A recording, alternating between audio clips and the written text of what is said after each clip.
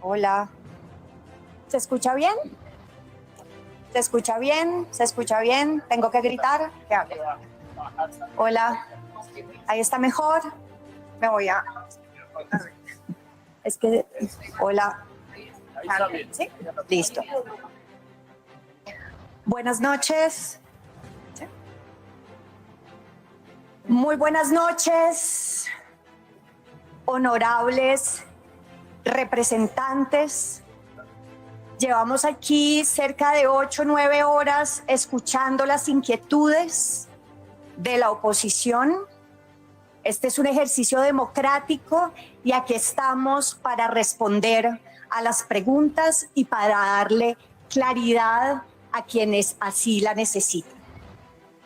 Mi norte, como mujer, como madre y como ministra, ha sido siempre estar del lado de los vulnerables, del lado de quienes han estado históricamente marginados.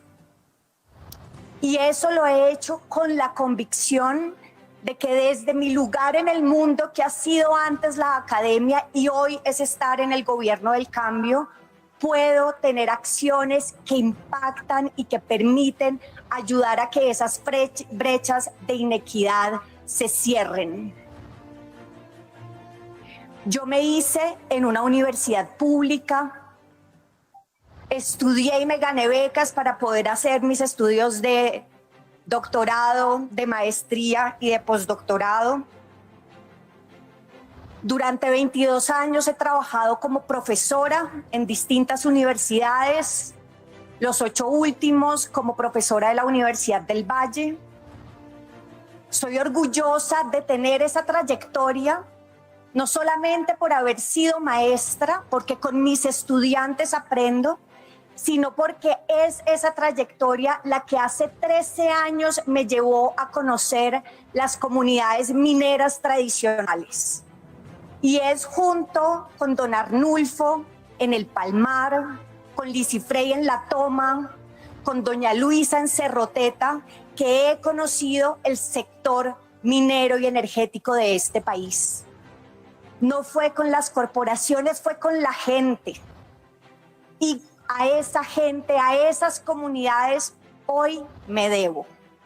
Defiendo lo público, defiendo los bienes comunes, defiendo a los jóvenes a quienes este planeta nos pertenece.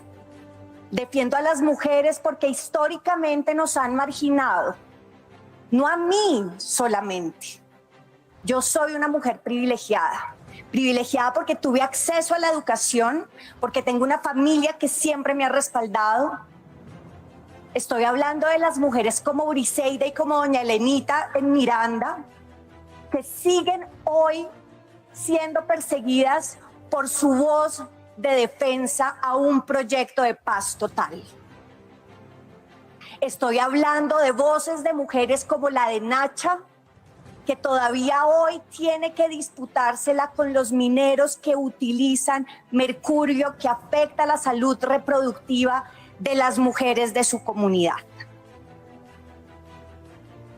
Hoy las mujeres somos el cambio y estoy aquí para defender también esa voz y ese liderazgo. Yo no estoy aquí haciendo una carrera política. Yo estoy aquí defendiendo un programa de gobierno y ese programa de gobierno se comprometió con un cambio que ya comenzó. A veces el cambio da miedo, a veces el cambio genera oposición, pero el cambio es también lo que esta ciudadanía decidió después de décadas y siglos. Somos el gobierno del cambio y como gobierno del cambio asumo esta moción de censura con la responsabilidad y con la dignidad que este recinto me merece. Con responsabilidad y con certeza, también aprovecho esta oportunidad para explicarle al país cuál es precisamente esa política mineroenergética que como gobierno del cambio hoy lideramos. El cambio climático global, la crisis climática y ambiental, es una realidad. El panel intergubernamental sobre cambio climático, que se conoce como IPCC, sacó hace un año un informe que dice que la temperatura del planeta ya aumentó en promedio 1,1 grados centígrados. Se espera que en los próximos 20 años la temperatura aumente al menos 1,5 grados centígrados, y por eso, respondiendo a esa realidad inminente, es que los países, desde lo que se conoce como la COP21, que se realizó en París, desde ahí los gobiernos se comprometieron a unas reducciones de gases de efecto invernadero, incluido nuestro gobierno, que entonces dijo que debíamos reducir nuestros gases de efecto invernadero en un 20% para el año 2030. Sin embargo, hace un año, en la Conferencia de las Partes de Cambio Climático, la misma COP que se realizó en Glasgow, Escocia, en ese momento los gobiernos identificaron que el esfuerzo debía ser mayor, y por eso entonces incluso el gobierno colombiano, el gobierno del doctor Duque, decidió que iba a aumentar su compromiso, y la reducción de emisiones sería entonces de 51% para 2030.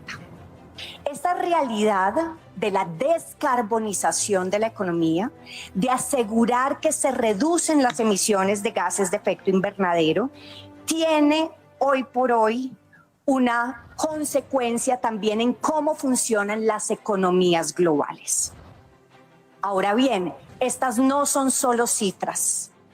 Para las comunidades más vulnerables en países como el nuestro, que es de los países más desiguales y empobrecidos, para esas comunidades estas cifras son realidades cotidianas.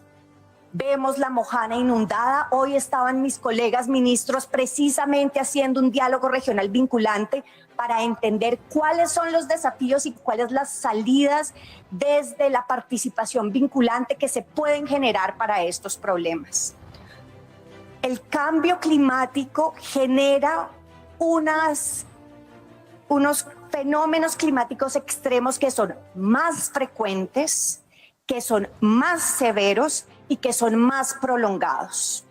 En el caso de Colombia, el hecho de que hoy tengamos por tercer año consecutivo un fenómeno de la Niña responde precisamente a esa manera como el cambio climático precisamente se comporta. Hola, porque no es solamente un tema de temperatura, sino un tema de cómo en el trópico está cambiando las precipitaciones y los fenómenos climáticos extremos. Precisamente por esa situación extrema en términos climáticos, la Unidad para la Gestión del Riesgo de Desastres ha declarado la emergencia climática, porque sabemos que al menos 3.000 eventos han sucedido este año, que al menos 250 personas han muerto en estos acontecimientos y que tenemos más de 600.000 personas afectadas, 5.000 viviendas destruidas y 10.000 más viviendas afectadas. Es decir, que en Colombia el cambio climático mata, desplaza, le arrebata los medios de vida a los más vulnerables. ¿Y eso entonces qué significa? Significa que el cambio climático tiene también costos. Esos costos suelen quedar por fuera de los cálculos de las economías nacionales. Cuando hablamos del Producto Interno Bruto, no internalizamos cuáles son los costos de ese cambio climático. Y es, por un lado, los costos que cuestan los daños, pero también los costos de aquella riqueza que dejamos de percibir precisamente porque ya no estamos produciendo los mismos cultivos, porque las vacas ya no pueden estar en las mismas fincas silvopastoriles, etcétera. Eso quiere decir que debemos hacer cuentas completas. Esas cuentas completas le han llevado al Instituto de Energías Renovables de Suiza a hacer unos cálculos respecto a qué significa la pérdida de la economía global en relación con el cambio climático. Las conclusiones vienen por aquí y son del año 2021. Por un lado, se dice que de cumplir parcialmente los acuerdos de París, que son los de 2015, tendríamos que ante nosotros se reduciría en 10% la economía global. O sea, la economía perdería su valor en un 10% de cumplir parcialmente los acuerdos de París. Si no hacemos nada, la pérdida del Producto Interno Bruto a nivel global estaría por el orden del 18%. Si eso lo llevamos a lo que puede significar el cambio climático en Colombia, estamos hablando de que con un aumento de la temperatura de entre el 2 y el 2,6 grados centígrados, Colombia estaría perdiendo más del 16% de su Producto Interno Bruto. Si la temperatura, por no actuar a tiempo a nivel global, llegara a subir en 3,2 grados centígrados, tendríamos que la pérdida del Producto Interno Bruto superaría el 21%. Los costos entonces del cambio climático son aún mayores para economías del sur global como la nuestra. Por eso, en la última COP de Egipto, en donde participamos la ministra Susana y yo, se estuvo discutiendo la posibilidad de que hubiera canje de deuda externa por naturaleza. Porque nosotros necesitamos mecanismos para poder asumir los costos del cambio climático. Ese fue el decálogo de nuestro presidente Gustavo Petro en esta misma cumbre y ese sigue siendo hoy nuestras exigencias en un contexto multilateral de discusión sobre la crisis climática y ambiental. ¿Vamos a negarnos a esta evidencia? Tenemos señales de información que no podemos tomarnos a la ligera y esas señales de información implican cambiar hábitos y cambiar políticas. Hemos dicho en muchos contextos que parece ser más fácil seguir siempre en la dirección de la que venimos antes. Es más fácil seguir haciendo lo mismo, a eso se le llama la inercia. Pero nosotros aquí vinimos a cambiar y ese cambio cuesta un esfuerzo aún mayor porque hay estos rumbos de oposición, estas fuerzas de oposición. Sin embargo, nuestra convicción sigue intacta. Vinimos a cuidar la casa grande, vinimos a hacer justicia ambiental y a hacer justicia social. Nos han dicho que nos gusta la leche, pero no nos gusta la vaca. Y yo quiero decirle a la ciudadanía, decirle a ustedes, honorables congresistas, que no es que no nos guste la vaca, sino que la vaca está enferma. ¿Qué diría Wildermann de Corinto si se le enferma la vaca? No saldría corriendo a intentar ordeñar la vaca porque sabría, en ese caso, que la vaca se le muere. Wildermann lo que haría sería cuidar la vaca y asegurarse que mientras la vaca no le da leche, tiene otras cosas que producir. Esa es nuestra responsabilidad como gobierno, esa es mi responsabilidad como ministra, como madre, como mujer.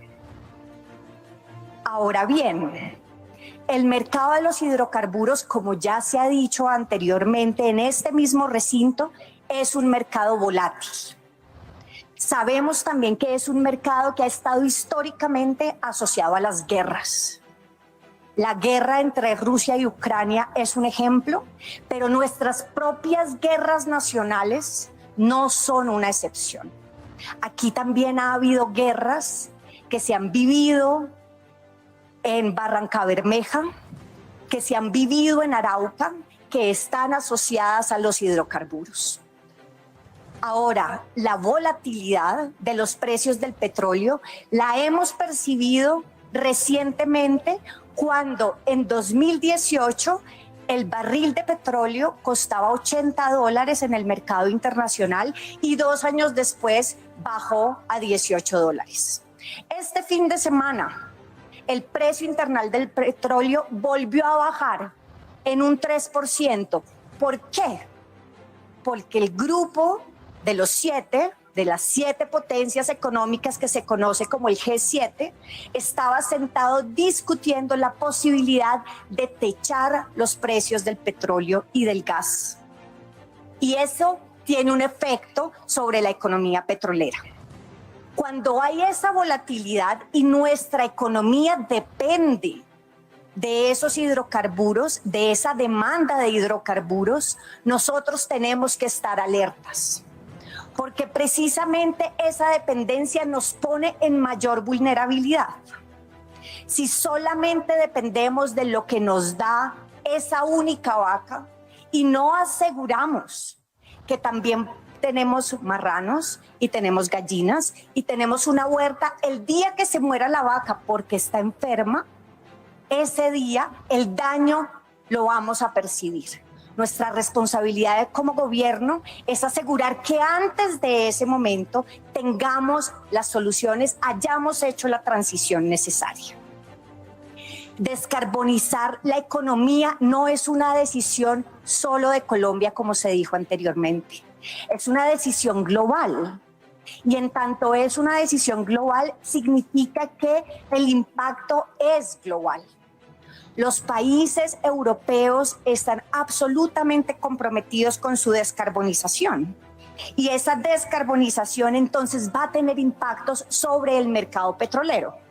Y no solamente sobre el mercado de los hidrocarburos, en el momento en que pueda perder valor como tal el hidrocarburo toda vez que se electrifica la matriz global, sino que también economías como la nuestra, si logran descarbonizarse, sus otros productos, sus productos agrícolas pueden tener mejor valor porque se espera que haya una revalorización, un reconocimiento en el mercado global a esos países que logran descarbonizarse. Es importante reconocer que como integrado a esta situación, a esta decisión global de descarbonización, muchos países han decidido parar la financiación de los proyectos de hidrocarburos a nivel internacional.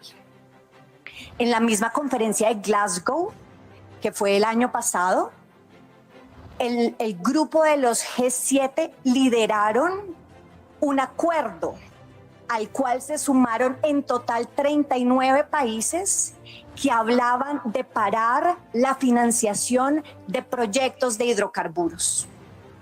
Es decir, que hay una decisión global respecto a parar la inversión. ¿De dónde entonces se espera que nuestra economía siga creciendo a partir de una inversión que ya no va a crecer más? Los países europeos han liderado este cambio en la matriz de inversiones. Y hoy 39 países a nivel global dicen que desde finales de 2022, es decir, ya, no se va a realizar más inversiones en países foráneos, como seríamos nosotros, ni para gas, ni para petróleo, ni para carbón. Es precisamente reconociendo esa realidad macroeconómica que nosotros necesitamos hacer un cambio. Necesitamos reconocer ese cambio global para ajustarnos nosotros y ser pioneros latinoamericanos en ese cambio. Se espera que de esta transición que está sucediendo a nivel internacional respecto a las inversiones en proyectos de hidrocarburos, esos mismos 33.000 millones de dólares que se invertían antes en hidrocarburos hoy migren a energías renovables y sobre todo a energías renovables no convencionales. Así nos lo ha hecho saber el European Investment Bank, que en Egipto firmó con nosotros una declaración conjunta en donde nos ratificaba que no están interesados en realizar inversiones en hidrocarburos, pero sí en energías renovables en nuestro país. Y esa es la ruta por la cual tenemos que seguir avanzando. La Agencia Internacional de Energía ha confirmado que, dado esa transición global en las inversiones, las energías eólicas se cuadruplicaron en 10 años, entre 2010 y 2020, y que las energías solares subieron 20 veces, precisamente porque la financiación en estos campos está creciendo. La descarbonización también tiene un efecto sobre la transformación del parque automotor a nivel global. Hoy, en estas semanas, se está discutiendo por parte de los países en Europa en qué momento se van a dejar de importar y de producir carros a gasolina, para pasarse solamente a la producción e importación de carros eléctricos. Los países más audaces, Noruega y Dinamarca, han dicho que esa transición se hará entre 2025 y 2030. Países como Suecia, Suiza y el Reino Unido han dicho que se realizará entre 2030 y 2035. India y China están diciendo que lo harán en 2035. Quiere decir que a nivel global la demanda de petróleo va a cambiar. ¿Qué va a pasar con la vaca cuando ya no quieran su leche?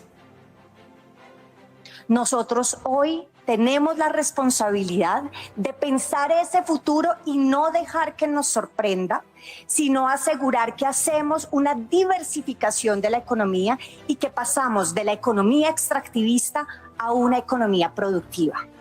Y esa es una responsabilidad de todos en este gobierno, desde el presidente, los funcionarios públicos, hasta cada uno de nosotros los ministros.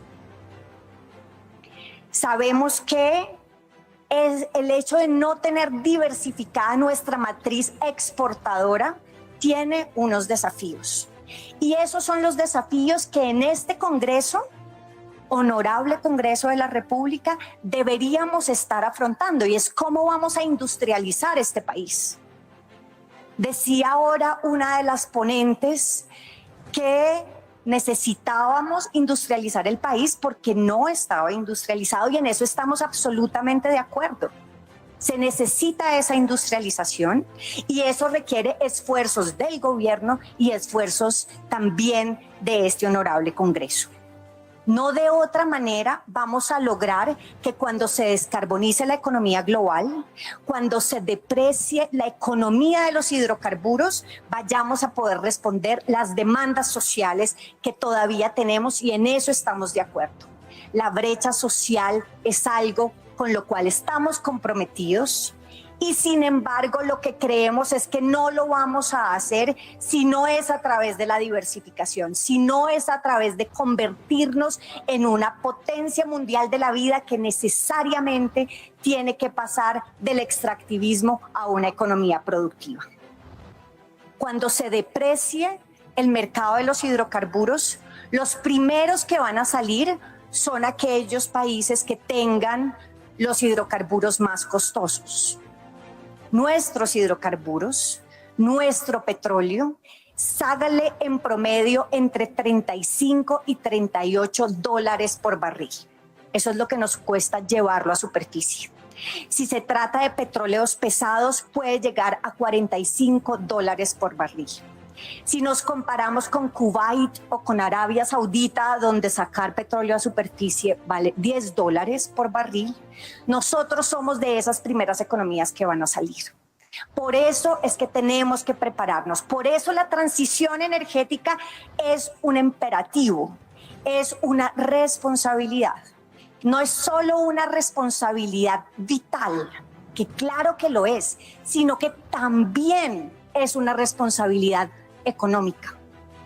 Es la responsabilidad económica de saber que tenemos que romper por fin la dependencia frente al sector primario y debemos poder generar una economía productiva. Es entonces este deber ambiental como económico el cual afrontamos desde esta cartera de Minas y Energía, y la pregunta que nos hacemos es ¿cómo vamos a hacer esa transición energética? El mensaje que quiero darles a continuación es que es una transición energética que será segura y gradual. Lo he dicho antes y lo repito esta noche. Lo primero que hemos hecho desde hace 2 meses que iniciamos mesas técnicas con la Asociación Colombiana de Petróleo y Gas, pero también con la ANH, fue unificar cifras. Aquí muchos de ustedes han llamado la atención sobre eso y es verdad. Las cifras no estaban unificadas, pero esa no es responsabilidad de nuestro gobierno. Responsabilidad de nuestro gobierno es hacer las mesas técnicas que nos permitan hoy tener una cifra que todos compartimos en el sector, y es que tenemos 381 contratos en este momento. De esos 381 contratos, 118 están en exploración.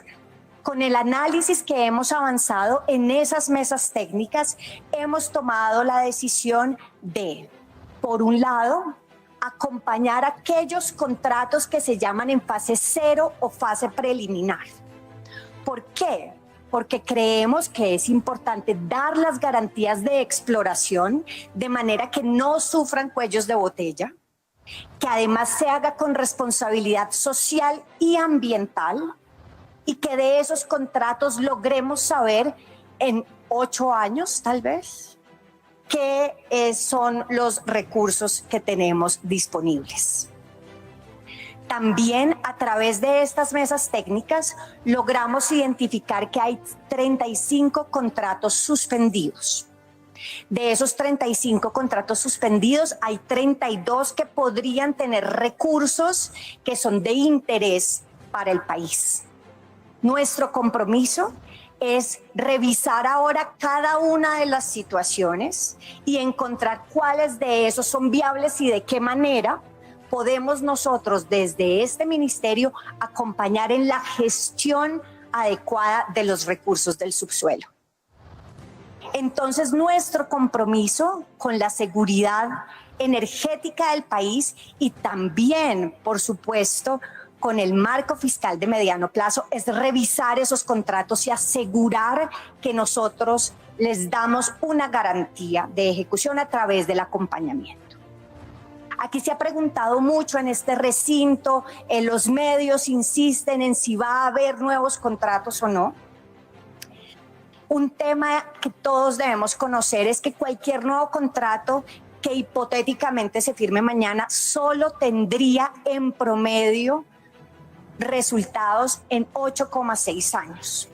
¿Qué está pasando en el mundo en 8,6 años? En 8,6 años se está haciendo toda la transformación del parque automotor de Europa. Está arrancando China, está arrancando India. ¿Dónde va a estar entonces la demanda de esos hidrocarburos que estaríamos de pronto descubriendo en ese momento? ¿Por qué entonces tener que salir a lotear el país si realmente el momento en el que sabemos que hay una demanda y que los precios están adecuados es hoy? Por eso entonces decimos que para nosotros una prioridad es utilizar la tecnología, y para eso estamos hablando de recobro mejorado. Es verdad que en el país ya se ha hecho recobro mejorado.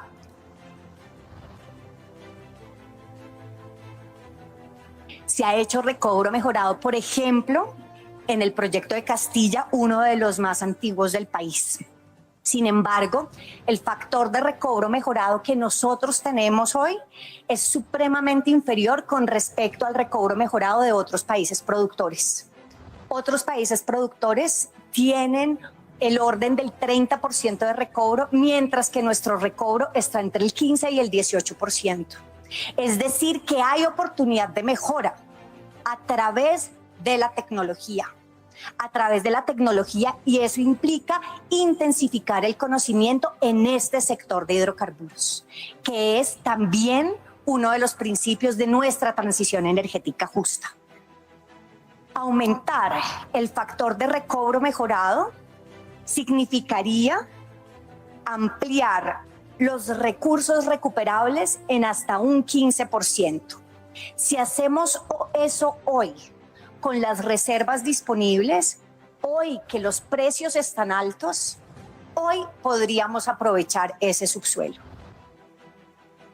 En 8,6 años, cuando ya esté electrificado el parque automotor del mundo, tal vez sería demasiado tarde.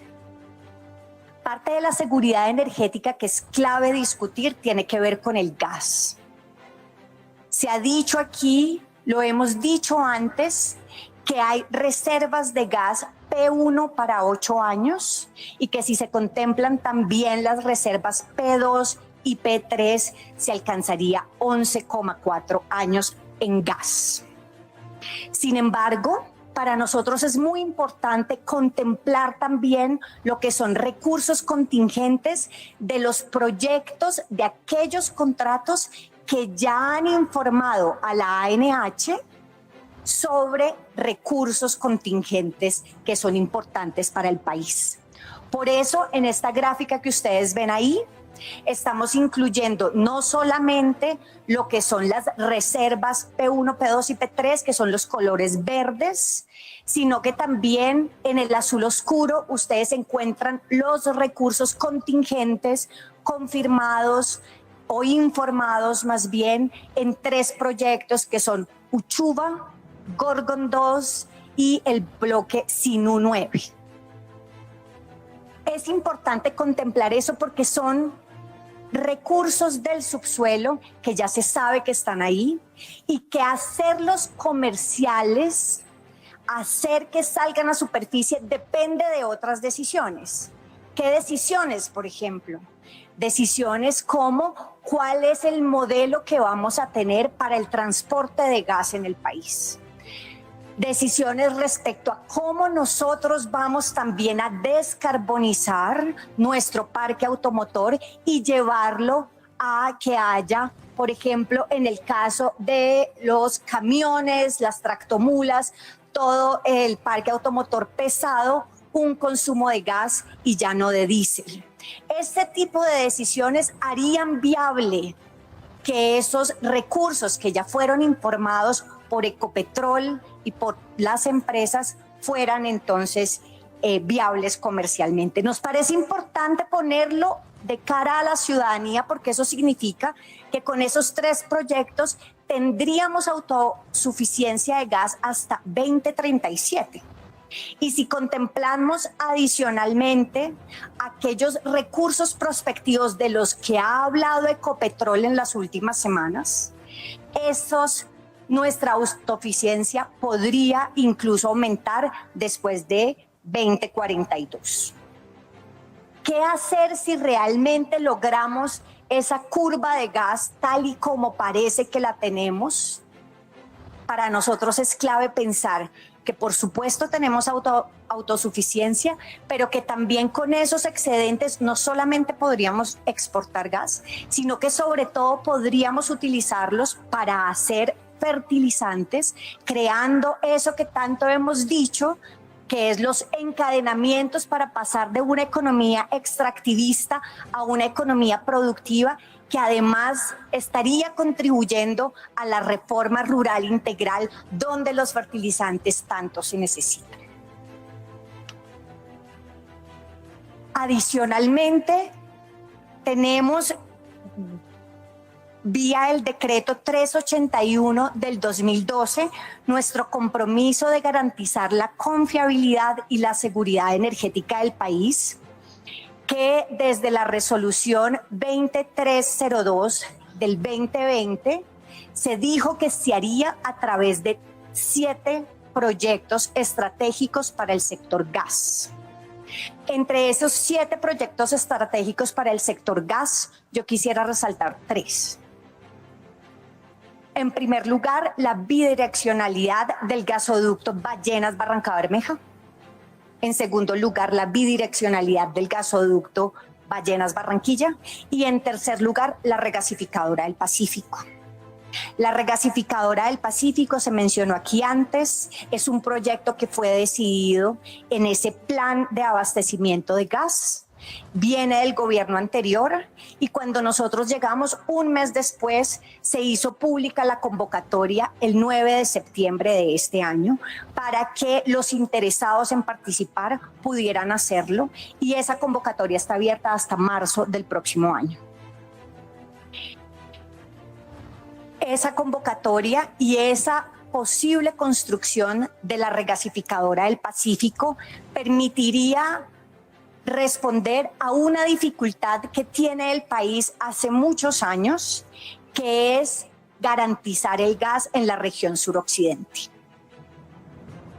Ahora bien, respecto a Ecopetrol, que es un tema clave aquí, nosotros hemos afirmado que Ecopetrol es para nosotros la empresa de los colombianos que debe ser la vanguardia de la transición energética justa. Ya es una empresa ejemplar en descarbonización. Fue la primera empresa latinoamericana que el año pasado decidió que a 2050 iba a ser carbono neutral. También es en este momento la empresa que tiene la autogeneración más grande con energía renovable. Tiene 2 ecoparques que son muy importantes para generar esos procesos de economía circular y de autoabastecimiento energético que están en Castilla y en San Fernando. Y este año inició inversiones en hidrógeno verde, alcanzando para este año nomás $1 millón. Creemos que con Ecopetrol, convirtiéndola, como se dijo antes en este recinto, no en una empresa de hidrocarburos, sino en una empresa de energías, podemos apalancar esta transición. Es con Ecopetrol y no contra Ecopetrol.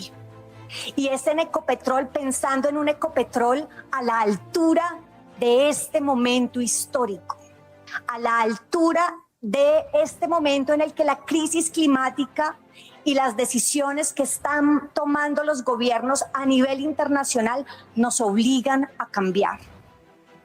Vamos a cambiar con esta empresa de los colombianos. Lo vamos a hacer porque confiamos en Ecopetrol, porque tiene la capacidad técnica y porque estamos seguros de que podemos ser pioneros de otras economías.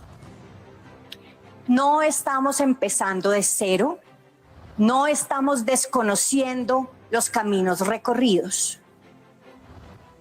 Parte de reconocer o mirar hacia el pasado es también aprender de él. Es también mirar hacia el pasado para saber y reconocer en los errores las oportunidades de hacerlo mejor. Para nosotros mejor es hacerlo con la gente. Mejor es estar ahí con las comunidades. Mejor es no creer que haciendo los proyectos a espaldas de los guayú, entonces lo vamos a hacer más rápido. No es ocultando la agenda extractivista a las comunidades indígenas amazónicas. Es ir y hablando con la gente. Por eso aquí se necesitan perfiles inter y transdisciplinarios. Por eso también en este ministerio hay personas formadas en las ciencias sociales, en las ciencias humanas, hay comunidades indígenas, hay afrodescendientes, porque ellos y ellas sienten su territorio, vienen aquí también con otros paradigmas y con esos otros paradigmas estamos haciendo el cambio.